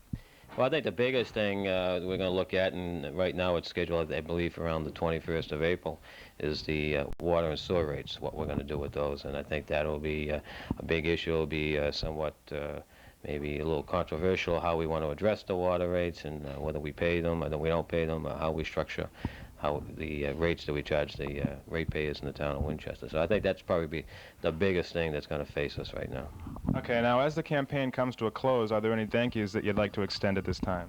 Well, hopefully I'm thanking all the voters that voted for me, but beyond that, I think that the biggest thank you I have is to my family, my wife, Diana, my daughter Jennifer, my daughter Stephanie, my son Stephen, and my other son Paul. I think they're probably the biggest supporters I have, and always giving me encouragement and putting up with my insanity of running in and out and having to be here and there. So my biggest thank goes to them. Okay, now before I leave, I have to extend some information to you that you might want to respond to. At TV 19 this evening, we did receive a phone call from Democratic candidate Bill Clinton, who is looking for a running mate, and he wanted to know if any of the selectmen candidates are interested in being a running mate with him. Do you have any interest in that? Well, I'll have to. Did he check that with Hillary first?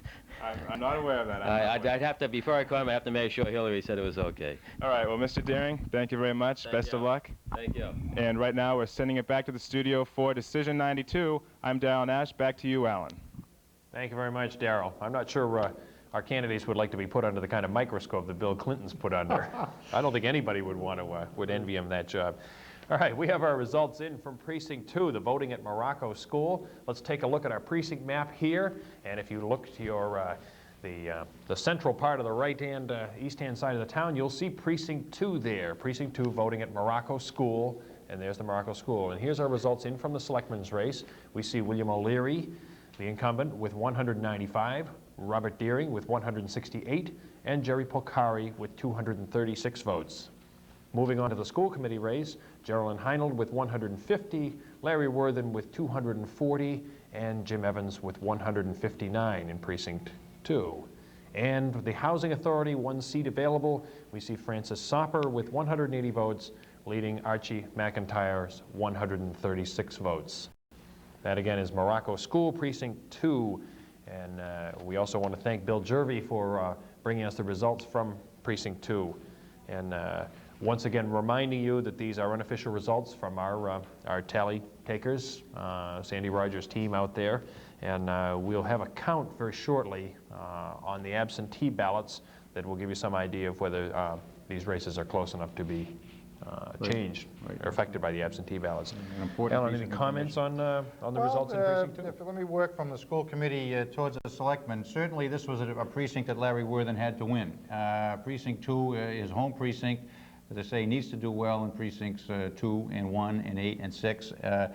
He has done well, really. He has won and made up the difference a little bit that he was missing in Precinct 7, certainly against both candidates, Geraldine Heinold and Jim Evans. I think those two candidates have held fairly well in Precinct 2, and it makes it a close race for the first two precincts of a vote. I think in the selectmen's race, Bob Deering is probably disappointed in Precinct 2. That's his home precinct as well, and needed to do well there. Certainly it's only one precinct, but Bob has traditionally been strong there, and Jerry Polcari has come on strong in Precinct 2, which is another good sign for his campaign, and we'll see what the rest of the precincts tally. Frank Sopper, a former selectman, has done well in Precinct 2 before, Precinct 1 and Precinct 8 for Frank. He does well here again, as expected, and it means it's a good race for Housing Authority through the first 2 precincts. Archie McIntyre winning where he was expected to, I think, and Frank Sopper winning a precinct where he needed to win. Thank you, Alan. We're going to swing back over to Town Hall right now, where put that coffee cup down, Judy. Nearly caught you there. Judy and Alice are standing by with their next interview. And Alan, thank you very much. We're also standing by with our homework assignment completed. Great. Are you ready to take down some numbers? Why don't you just pass them over the phone, and we'll post them shortly. And, okay. We're running a little behind, so and I know Kurt Jones has been waiting there very patiently. Okay. It's my pleasure to hand it over to Judy to introduce our next speaker. Thanks, Alan, and please don't expect us to go till 10:30 without coffee. It's a pleasure to welcome Kurt Jones. I think as I look back on 6 years as a selectman, one of the smartest things our board did a couple of years ago was to appoint, among other people, Kurt Jones, who is currently the chairman of our capital planning committee. And I think everybody has heard a lot about capital planning, and we'll be quick about this, Kurt, but what is our capital plan and what's it worth? Well, our capital plan in Winchester is extensive. It is all the physical facilities that we've built up that allow the town to carry out its activities. First, it's the buildings, the school buildings, the town buildings. Secondly, it's the roads. Thirdly, it's the water and the sewer system. Fourthly, it's the vehicle. And fifth, it's all the equipment, the radios, the computers, and the things like that that workers need to run the town and to carry out the educational process. And it's worth how much? We made a rough guess that it's worth $350 million. Wow. What I'm interested in this is to bring this discussion of what we're appropriating or not appropriating to support our capital plan, to compare it with a homeowner. So if the capital plan's $350 million, knowing what we're talking about appropriating, what you're recommending under duress, because I know it's not as much as you want to recommend, if we brought that number to the value of a house at $350,000, what would we be spending on the house? What are we going to spend on capital planning, you hope? And how would that compare with what a homeowner would be considering with a house of that value? Well, we're going to spend about, over the last 2 years, we have spent 1/10 of 1% of the capital value. So over the last 2 years, we spent $340,000 on a $350 million plan. That's not very much money. One way of looking at it is it's a reasonable amount of money if you think every bit of plant is going to last 1,000 years. But we know police cruisers and radios and computers and buildings do not last that long. In terms that Judy asked the question, if it was a $350,000 house, you would say, okay, I will set aside $350 to repair the roof, to fix the air conditioning, to do all the things to keep the building livable for me. That would be a pretty good manager who can do it for $350. Taking that into account, and I've been part of the discussions where the wish list amounts to more like $3 million, not $650,000 or whatever is being proposed this year. Is Town Hall, for example, a good example of maintenance deferred? In other words, we spent $6 million, and I know through having been at town meeting, the number of articles for minute amounts that were turned down year after year after year for repairing Town Hall. Well, the 100-year history of the Town Hall goes back before my time on the Capital Planning Committee. But my impression is that we must have skipped a lot of things which we should have done, so that we had to make a lot of repairs which would have been much cheaper if they'd been made earlier before the cracks got larger and water got into the building. Okay. As we wind down on this, I know Alan wants us to go back. What would you add if you have a message for town meeting members, all of whom are waiting for their results, and you're going to make a presentation to us this spring? What would that message be? Well, I think the town meeting is very receptive to our message. I think they all recognize that we have got to spend more money on the capital. That it is much more expensive to wait 5 years and repair it than it is to fix it now. So I'm very optimistic that they will take a constructive look and figure out some way of meeting the most essential needs of our capital plan. Okay. I not only want to thank Kurt, but I might mention that he's one of a legion of volunteers whom an awful lot of people don't hear about. The unsung heroes and heroines with a lot of expertise who put in countless hours, and the hour is late for you too tonight. Thanks so much for coming down. The Capital Planning Committee is a lot of work, but I've had the pleasure of Alice on our committee for some time, so she too knows how it works. It was a great opportunity to serve as a member of the Capital Planning Committee, as a member of the school committee, and end up doing the fire department's capital budget. That's right. So we've enjoyed ourselves, and we really appreciate you coming down tonight, Kurt, and seeing another aspect of town government that doesn't get elected to it, stands up and volunteers, and goes to the Board of Selectmen and says, I want to do this because I think I have something to offer. And therefore, they get an assignment of learning about the ambulance or something like that. I have to say that I learned more about bulldozers and tractor trailers and that type of thing than I have since I read Richard Scarry's truck book. Yeah, really. And plows, which we didn't have to use a lot. Thanks a million, Kurt. Thank you. You can very just much. sit here because we'll have to take your mic off. Yes. I'll have to unmic you. Alan, are you there? We sure are here, Alice. We're not going anywhere. We're tied right in here for the rest of the evening here. Did you have any questions? No, we don't at this time. We're sitting over here and frantically adding up totals here as our results are coming in. Good. And, we're looking forward to those results. Yep, we'll be getting them to you and everybody else just as quickly as possible. Okay. We're going to take a quick break here, and we'll be back in just a minute.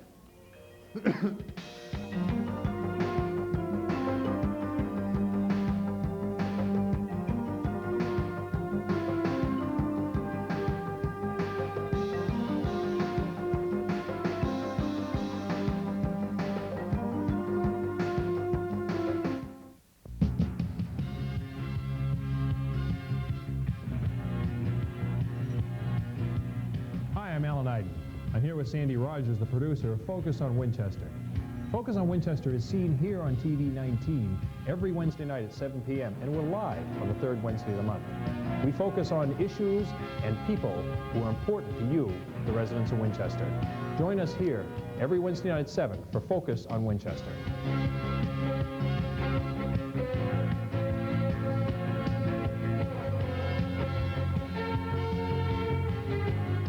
C-SPAN in the Classroom is a free service for educators interested in using our programming as a teaching tool. It provides a variety of free resources to high school teachers and college professors. For more information, write to C-SPAN Educational Services, 400 North Capitol Street, Suite 650, Washington, D.C. 20001. C-SPAN in the Classroom is a public service of America's cable television companies.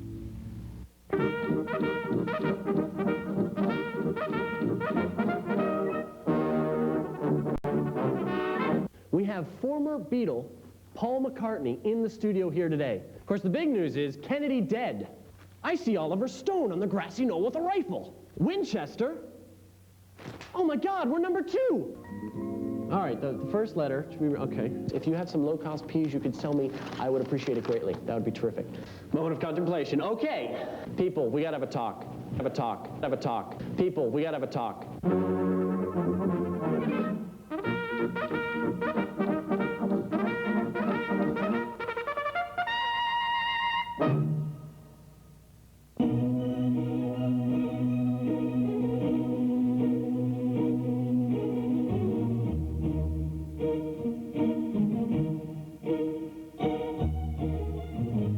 Dedicated healthcare professionals making substantial contributions to quality healthcare, providing dependable laboratory test results, a vital link in the healthcare team.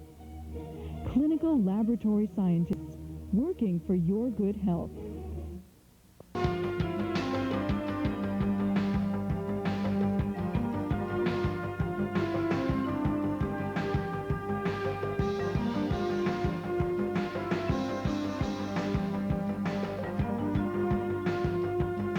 Once again, everybody, to our Decision 92 coverage of the Winchester Town election here on Tuesday, March 31st, 1992. I'm here in the Continental Studio with Alan McDonald, and we have a couple of precincts in. Any surprises at this point, Alan? I think actually the candidates are holding fairly well. I think the surprises, if there are any, the strong response for the challenger, Jerry Polcari, versus the 2 incumbents, perhaps even a little stronger than might have been predicted. We knew the energy was there. We talked about it at the start of the program. That may be. Certainly in the school committee race, Geraldine Heinhold has tracked very well along with Jim Evans's vote. It's a close race there, certainly with all candidates doing what they need to do with the 2 precincts we have, 2 and 7. So I think that's true. And in the housing race, I would say that Archie McIntyre has shown very well for a new name in a town-wide election process. He has shown a very strong vote in precincts 2 and 7 for him so far. So that's where we are at this point. Well, we should be getting some more totals in momentarily. I'm not sure which precinct we have coming up next, but they are coming in fast and furious. We once again remind you that our totals are unofficial. We are going to have absentee ballot counts, and we're looking at some of these town meeting member results that we have in here that we'll be posting for you towards the end of the evening. We will be bringing the town meeting results at the conclusion of the show, and we'll be talking a little about some of the possible surprises in the town meeting races.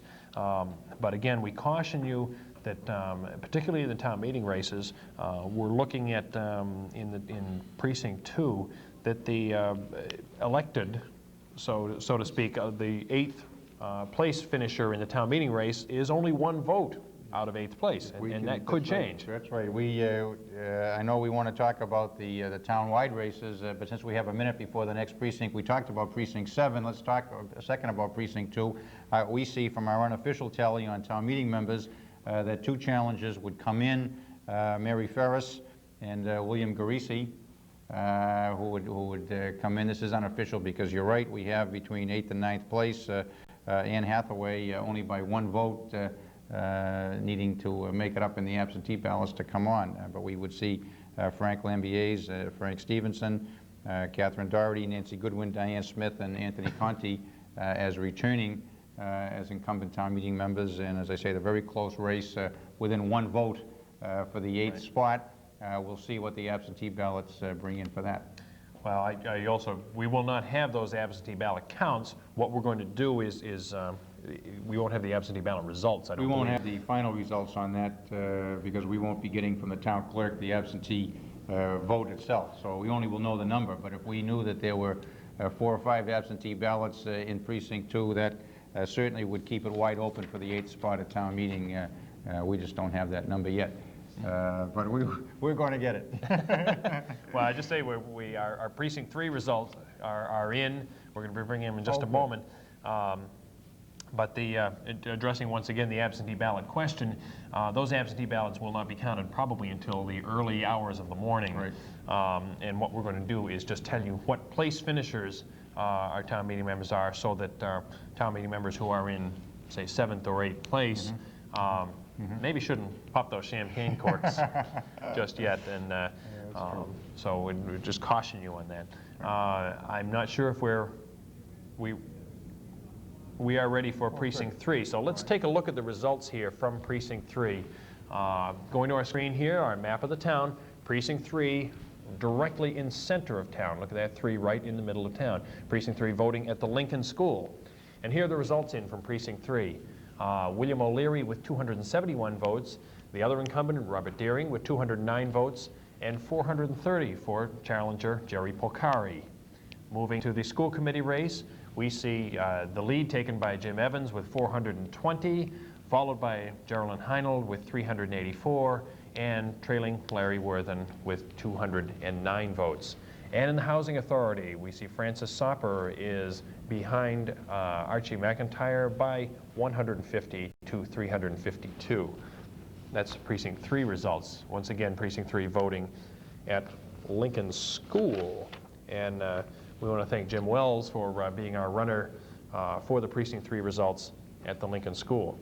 Well, we don't have a written copy of this, so no, but I took it off the screen. Did you copy it down there? I took it off the screen, and I would say, working backwards, certainly a good vote again for Archie McIntyre. Frank Soper did win precinct 2, as he was expected to do, I think. And the one comment I would have is it looks like the difference between the 352 and the 150 in precinct 3 is a larger margin for Archie McIntyre than Frank Soper is getting in his precincts from margin. So that certainly looks to be a strong race for Archie McIntyre there. We only have 3 out of the 8 precincts.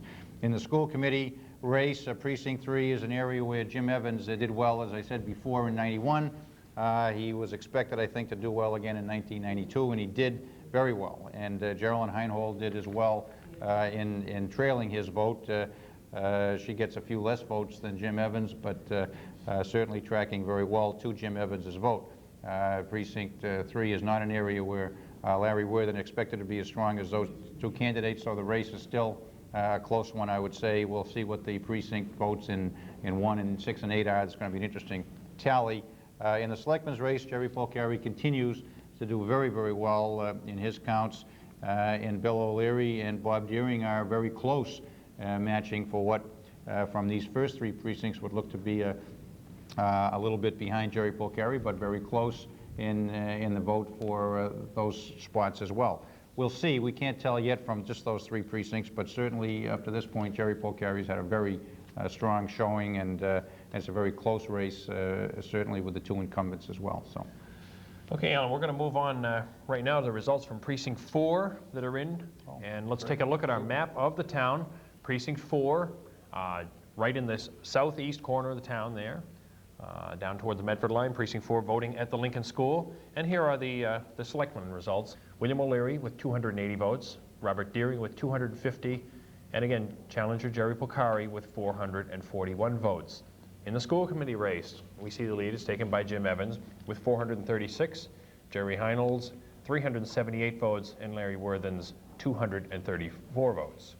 And in the housing authorities race, we see Francis Sopper trailing Archie McIntyre by 199 to 350 votes.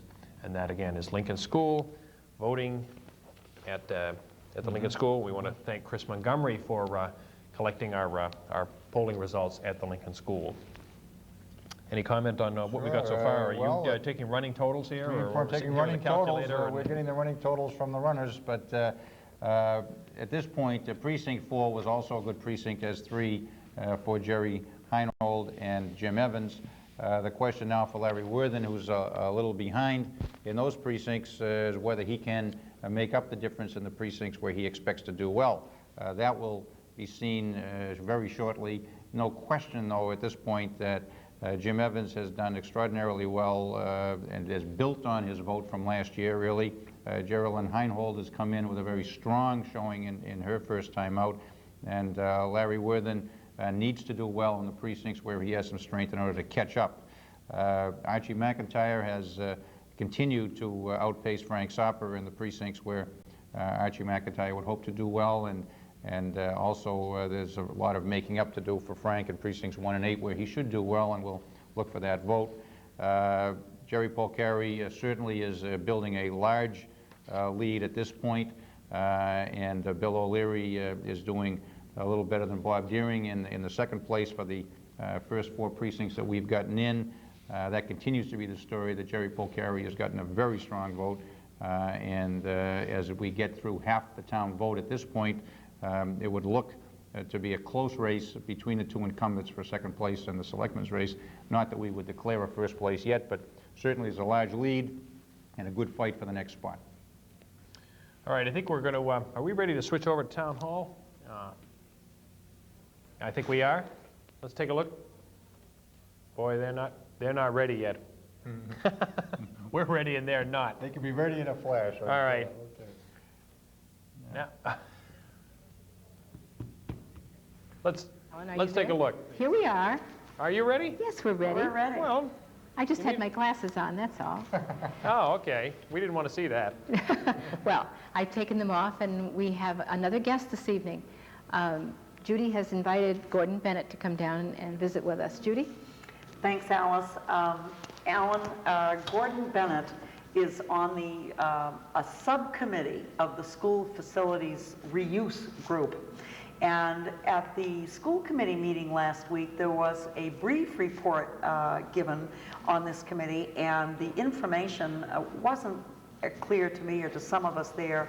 And I know there's a great deal of concern on what's going to happen to our school plant and the kind of advice that is building to be given to our school committee. So I think Gordon's appearance can be a big help. You were assigned to the alternate use subcommittee, Gordon. What exactly was your direction from the school committee? What did they ask you, your committee, to do as a subcommittee? Well, the most substantial task was to consider some criteria for what would be applied if we were going to have a school closed. And it was a little hard because everybody wanted to come to grips with something concrete. But there was really no clue given to the committee about what school might be closed. So we finally did focus on criteria. And that was my next question. How did you set up your criteria, and what are they, if you can describe? Well, we set them up after a lot of discussion. But the main thing the first one that came out really was that we could agree that community use of a closed school would really be a good idea. Various community organizations do use schools already.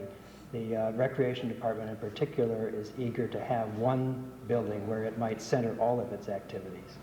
Another important criterion is to make sure that there are indeed enough school buildings left in case the demographics of the town change sometime in the unforeseeable future. Another criterion was to try to figure out if there was going to be a school that the school department simply didn't feel that it needed and wanted to access to the town, the hope was perhaps that there would be some way that a financial gain could be realized from that school's being closed. Speaking of doing things that way, when the whole Vincent Owen flap or discussion, or however you want to describe it, came up. Issue. Thank you, ma'am. When that came up, a lot was said about new federal guidelines on how public buildings could be accessed and what you had to go through. And there were some opinions or claims of information that indicated that it was a tremendously long process, and while the building was closed, it would be vandalized, that kind of thing. Has your committee dealt with that at all, the guidelines on accessing buildings, and are they really that onerous? Is it? I don't believe they're all that onerous. Certainly, for all kinds of practical and sensible reasons, you don't want to have a school building sitting vacant. That's very important to the town. And the law doesn't do that necessarily in a bad way. In terms of your subcommittee work, were there other tasks assigned to your group? Yes. Apart from the question of what might be done with a school building, we were asked to look at possibly restructuring the community use of schools to generate more income. As I said before, there are a number of community organizations that do use some of the school buildings already, most of them not while schools are in session. We did have a little difference of opinion on this matter because some people getting interesting down would here. like to be able to collect rent from these organizations. There's a minority to which I belong that would like to have the amount of money paid by these community organizations limited to the out-of-pocket costs that they actually incur in using those facilities. And I should at this point mention that I am on the board of the Winchester Community Music School, so I think my conflict of interest should be mentioned. And at this point, I'll mention that I'm a sitting member of the school committee during these deliberations, and I was not interested in giving up the opportunity for a school committee to enhance revenue, and that's where I stood on that. I think we can all understand that. And this question, and you want to know completely what a committee does, but I did not know the answers to these questions ahead of time, and Gordon has led us right into my telling you that when you come back to us next time, Corey Nichols, who is the president or the head of the community music school, will be here, and that's another whole discussion, but it's a valuable one because this is a policy question. It's not a matter of this committee or that school committee. This is really a long-range question of how the town, particularly parents, taxpayers, feel about the way their buildings are used in view of our all paying taxes at the moment anyway. And do you enhance revenue that way or another way? So it really is an in-depth question. Do you have questions for Gordon, or is there something? To be honest with you, Gordon and I have spent many an evening at this committee. That's right. And I think what I might take an opportunity now to point out is that sitting members of boards, such as Board of Selectmen and the school committee, you attend meetings, the regularly scheduled meetings, but you also have responsibilities to other committees within the town. And this happened to be one of my committees, along with capital planning and the Cable Advisory Committee. Yeah.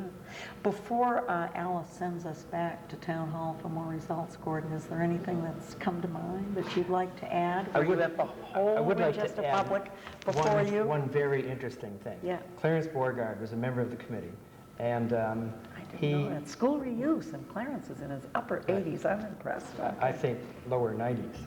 Is that right? Which he feels very good about. Clarence, on behalf of the Winchester Seniors Association, strongly of the opinion